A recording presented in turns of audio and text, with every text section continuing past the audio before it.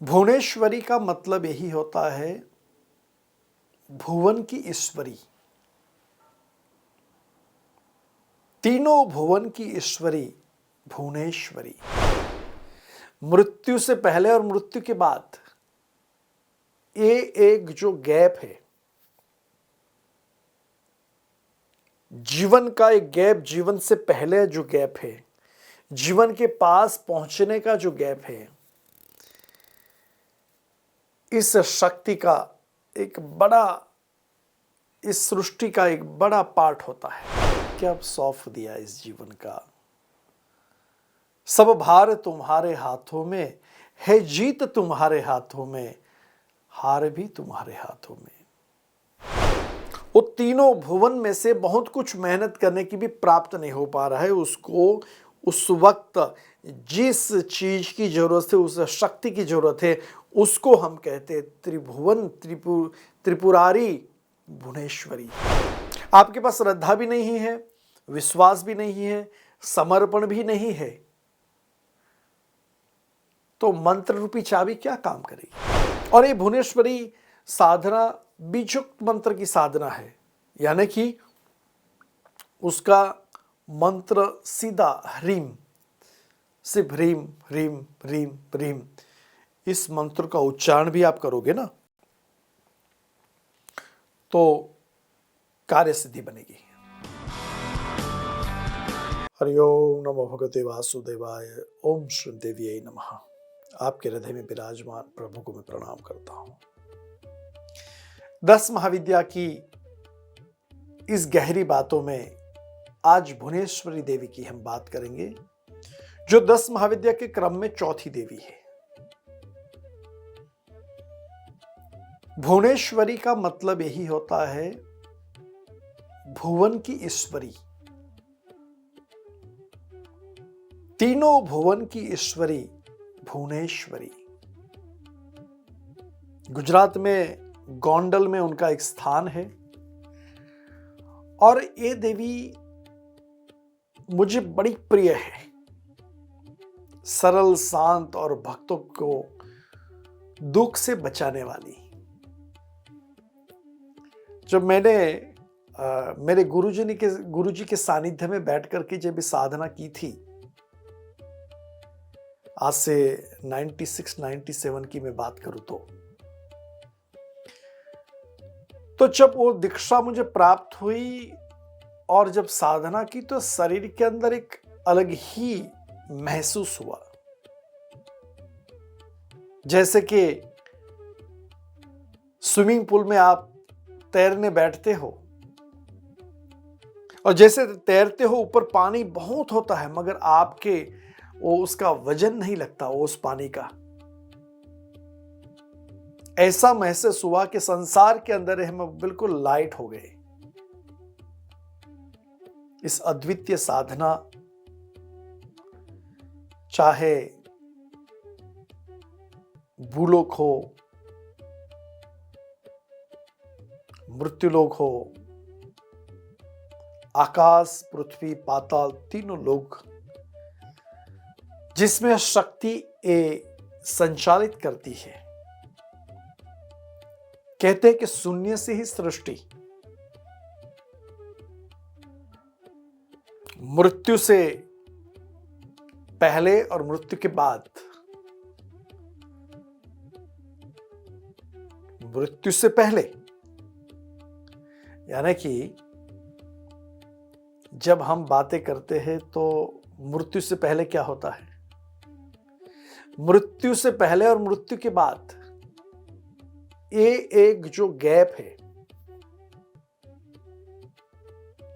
जीवन का एक गैप, जीवन से पहले जो गैप है, जीवन के पास पहुंचने का जो गैप है, इस शक्ति का एक बड़ा, इस सृष्टि का एक बड़ा पार्ट होता है। उसमें ऐश्वर्य, भजन, भावना, कीर्ति, प्रतिष्ठा सब अपने आप में एक उसका आनंद लेने का एक अलग ही अपने आप में एक शक्ति होती है जिसका आनंद हमने पा गया। मगर यह शक्ति कहां से मिले, वो शक्ति कहां से प्राप्त हो? हम सोचते हैं कि भाई हम बहुत मेहनत करते हैं, क्या करते हैं क्या नहीं करते हैं, मगर इससे शक्ति क्या कैसे हो सकता है? मगर मैं इतना ही कहूंगा कि अब सौंप दिया इस जीवन का, सब भार तुम्हारे हाथों में है, जीत तुम्हारे हाथों में, हार भी तुम्हारे हाथों में। जीवन के अंदर हार और जीत सृष्टि के रचयिता के ऊपर सौंप दो, मगर आप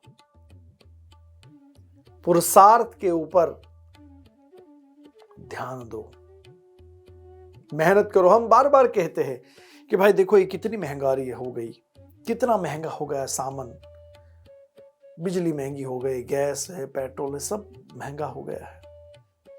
तो जितनी महंगाई आ गई उतनी हमको मेहनत करनी पड़ेगी उसका लेवल प्राप्त करने के लिए। वैसे ही हमारे जीवन के अंदर उस आध्यात्मिक और भौतिक सुख को प्राप्त करने के लिए एक आध्यात्मिक चेतना की मेहनत करनी पड़ेगी, आध्यात्मिक चेतना प्राप्त करने के लिए।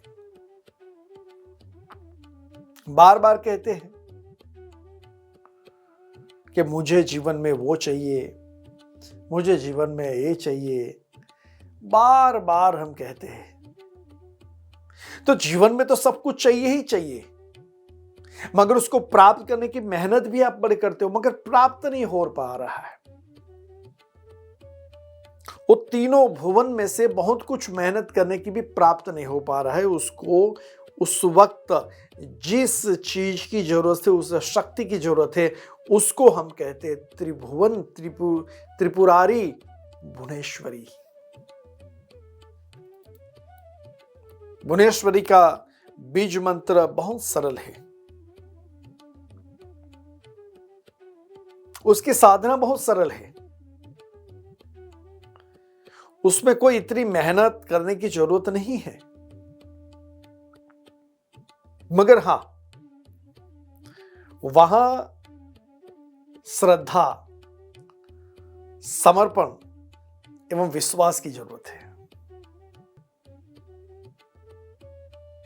10 महाविद्या की कोई भी साधना करो, मैं यहां एक बात बहुत आपको जरूरी बता दूं, भगवान शिव के प्रति आपकी निष्ठा होनी चाहिए। भगवान शिव के प्रति आपकी हृदय का एक तार आपका जुड़ा हुआ चाहिए। क्यों? कि भगवान शिव की ही तो ये शक्ति है, और ये शक्ति आप देखो कि जब दक्ष प्रजापति यज्ञ में ये सब भगवान शिव ने देखा, और इसके बाद इतनी प्रचंड काली क्या स्वरूप जब सती ने लिया और शिव जी भी वहां भागने लगे, तो 10 दिशाओं का बंधन करके जिस शक्ति ने भगवान शिव को भी कंट्रोल किया, 10 महाविद्या की चौथी देवी है भुवनेश्वरी। शिव के प्रति श्रद्धा, गुरु के प्रति आस्था, श्रद्धा और आस्था दो आपके पास है, विश्वास तो मंत्र रूपी चाबी के माध्यम से आपके जीवन का ताला खुल जाएगा। आपके पास श्रद्धा भी नहीं है, विश्वास भी नहीं है, समर्पण भी नहीं है, तो मंत्र रूपी चाबी क्या काम करेगी? गुरु के प्रति प्रेम नहीं है।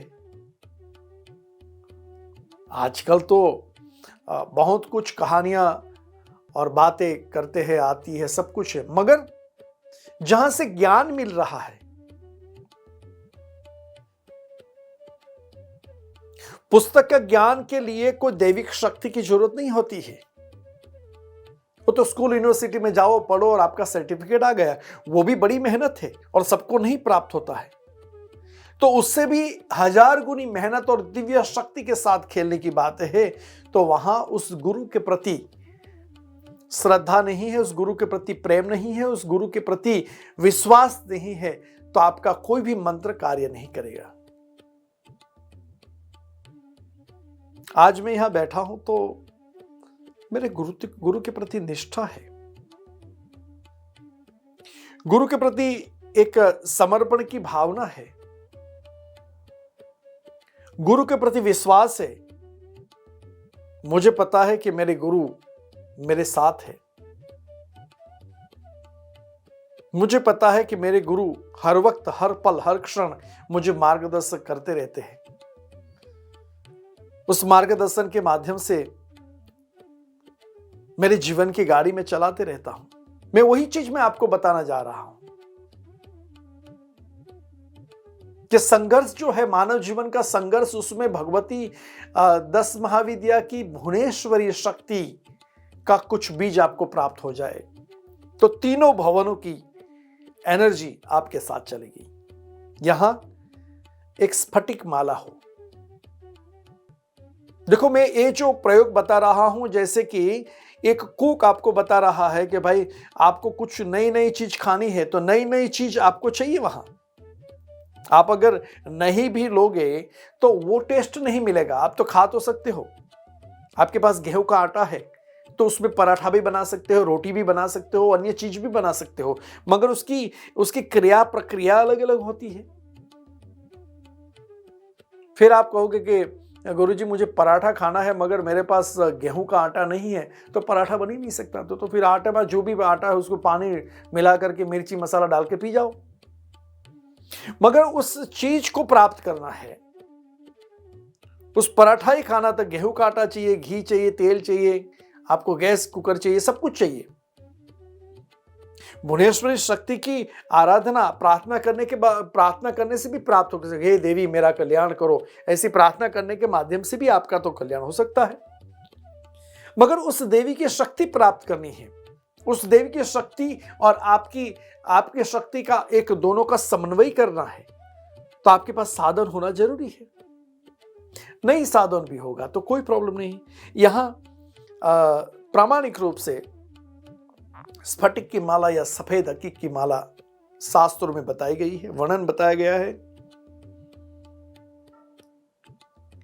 और उसके साथ एक 4 मुखी रुद्राक्ष और एक 10 मुखी रुद्राक्ष। यहां आपके पास 4 मुखी के 2 रुद्राक्ष होने चाहिए और 10 मुखी के 1 रुद्राक्ष होने चाहिए। यानी कि जो 4 मुखी और 2 4 मुखी के रुद्राक्ष के बीच में एक 10 मुखी का रुद्राक्ष होना चाहिए। और इस रुद्राक्ष की एक धागे में लाल कलर का धागा हो या तो पीले कलर का धागा हो, उसमें ये तीनों रुद्राक्ष रख देने हैं। यानी कि 4 मुखी रुद्राक्ष के बीच में 10 मुखी एक तीनों का संयोग होना चाहिए। उसको लेकर के धारण करें। और ये प्रयोग है जीवन में पूर्णता और ऐश्वर्यता प्राप्त करने के लिए। ये भुवनेश्वरी शक्ति की साधना का एक विशिष्ट प्रयोग है। गले में धारण करें या उसके बाद सामने घी का दिया लगा दे। उस भगवती भुवनेश्वरी की साधना में बीज मंत्र है सिर्फ ह्रीम। ह्रीम बीज मंत्र की साधना आपको करनी है। रुद्राक्ष का जो कंठा 4 मुखी और 10 मुखी का मैंने बताया है वो धारण करें। पूर्व दिशा की ओर मुख हो, घी का दिया हो और ह्रीम ह्रीम ह्रीम इस बीज मंत्र से आपको 21 माला मंत्र जाप करना है। और 21 दिन 21 मुखी माला मंत्र जाप जब करोगे तो 21 दिन के बाद आपको एक विशिष्ट अनुभव होगा, मन में शांति प्राप्त होगी और धीरे धीरे धीरे धीरे धीरे धीरे आपके कार्य बनते जाएंगे। आपके शरीर में, आपके मन में, मन की तरंगों में एक विशिष्टता प्राप्त होगी। और वो विशिष्टता जीवन के अंदर बहुत कुछ आगे बढ़ सकती है, बहुत कुछ आगे बढ़ने की क्रिया कर सकती है। ये प्रयोग जो बच्चे पढ़ रहे हैं, जिस बच्चे को यूनिवर्सिटी जाना है, कुछ एग्जाम देनी है, कुछ आगे बढ़ना है, कुछ अपने आप में, तो मेरी नम्र निवेदन, आपसे एक नम्र निवेदन है कि एक बार बच्चों को ये प्रयोग करवा देना। अगर आप नहीं कर सकते हैं तो ऐसे विशिष्ट भुवनेश्वरी मंत्र से सिद्ध ऐसी रुद्राक्ष हमारी संस्था के माध्यम से प्राप्त कर सकते हैं और उसको सिर्फ पहना दीजिए, क्योंकि वो पूरी साधना उसके ऊपर की हुई है। मगर ये प्रयोग करने से, ये साधना करने से सरस्वती की कृपा तो होगी ही होगी। तीनों शक्तियां है इसमें। भुवनेश्वरी देवी की साधना जब करोगे, तीनों देवियां, तीनों शक्तियां हैं, और तीनों शक्तियों में से एक विशिष्ट शक्ति ऐसी प्राप्त हो जाएगी कि जीवन के अंदर अपने आप में एक दिव्यता और भव्यता प्राप्त होगी। कई बार दिव्यता मिलेगी, वह भव्यता नहीं मिलेगी। जहां भव्यता मिलेगी तो दिव्यता नहीं मिलेगी। तो ये जो क्रिया है, जब आप करोगे, ये साधना है, जब आप करोगे तो अपने आप में एक विशिष्टता परिवार के अंदर प्राप्त होगी। छोटे बच्चे जो बोलने में थोड़ा हिचकिचाते हैं, शब्द स्पष्टीकरण नहीं है, पढ़ाई में मंद बुद्धि है, तो उनके लिए भुवनेश्वरी साधना अत्यंत आवश्यक है। और ये भुवनेश्वरी साधना बीजोक्त मंत्र की साधना है, यानी कि उसका मंत्र सीधा ह्रीम, सिर्फ ह्रीम ह्रीम ह्रीम ह्रीम, इस मंत्र का उच्चारण भी आप करोगे ना तो कार्य सिद्धि बनेगी। इस मंत्र को आगे भी बढ़ाओगे ना, कार्य सिद्धि बढ़ेगी। जीवन के अंदर मानवता, प्रभुता, ईश्वरी शक्ति, सहजता, ये सब प्राप्त हो जाए तो आप तो खुद देवी तुल्य बन जाओगे। और जब देव तुल्य बनने की क्रिया आप करोगे तो वहां एक शक्ति का संचार होना चाहिए, और यह शक्ति का संचार भुवनेश्वरी देवी के पास प्राप्त कर सकते हो, जो अन्य ऋषि मुनियों ने भी प्राप्त किया, कई गुरु और आचार्यों ने भी प्राप्त किया।